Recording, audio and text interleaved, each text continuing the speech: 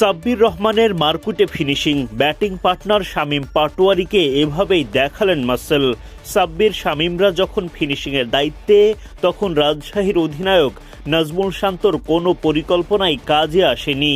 প্রথম ম্যাচেই দুর্দান্ত জয় তুলে নিল সাব্বির, নাসির, শামীমদের ঢাকা ক্যাপিটালস। রাজশাহী ওয়ারিয়র্সের দেয়া ১৩৩ রানের লক্ষ্যে ব্যাটিংয়ে নামে ঢাকা ক্যাপিটালস। ইনিংসের দ্বিতীয় ওভারেই তানজিম সাকিবের বলে উইকেট হারান ঢাকার ওপেনার সাইফ হাসান। দলটির আরেক ওপেনার উসমান খান ১৫ বল খেলে ২ বাউন্ডারিতে করেন ১৮ রান। ৪২ রানে ২ উইকেট হারায় ঢাকা। তখন অধিনায়ক মোহাম্মদ মিঠুনের সাথে দলের হাল ধরেন আবদুল্লাহ আল মামুন।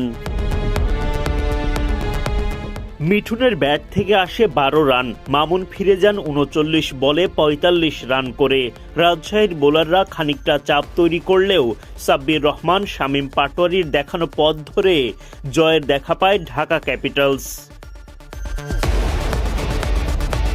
শনিবার বিপিএলের দ্বিতীয় দিনের প্রথম ম্যাচে মুখোমুখি হয় রাজশাহী ওয়ারিয়র্স ও ঢাকা ক্যাপিটালস। টস জিতে আগে বোলিংয়ের সিদ্ধান্ত নেন ঢাকার অধিনায়ক মোহাম্মদ মিঠুন।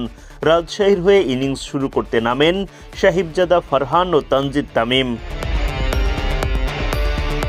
ইনিংসের প্রথম বলেই সাহিবজাদা ফারহানের উইকেট তুলে নেন ইমাদ ওয়াসিম। নাসির হোসেন শিকার করেন রাজশাহীর আরেক ওপেনার তানজিদ তামিমের উইকেট। ১৫ বলে ৪ বাউন্ডারিতে ২০ রান করেন তামিম। ৩৯ রানের মধ্যে ২ ওপেনারকে হারায় রাজশাহী ওয়ারিয়র্স। তখন দলটির হয়ে হাল ধরেন আগের ম্যাচের সেঞ্চুরিয়ান অধিনায়ক নাজমুল শান্ত। ইমাদ ওয়াসিমের ফাঁদে পড়ে উইকেট হারাতে হয় শান্তকে। বিদায়ের আগে ২৮ বল খেলে ২টি করে ছক্কা চারে রাজশাহীর অধিনায়ক করেন ৩৭ রান। শান্তর উইকেটের আগে ইমাদ ওয়াসিম শিকার করেন ইয়াসির রাব্বির উইকেটটাও।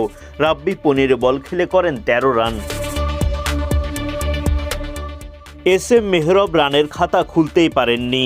অভিজ্ঞ মুশফিকুর রহিম ২৩ বলে ২ বাউন্ডারিতে করেন ২৪ রান। ১০৭ রানে ৬ উইকেট হারিয়ে ফেলে রাজশাহী। ঢাকার বোলারদের দাপটের মাঝে লড়াই চালিয়ে যান দলটির বাকি ব্যাটাররা। শেষ পর্যন্ত মাঝারি মানের পুঁজিতেই থামতে হয় রাজশাহী ওয়ারিয়র্সকে।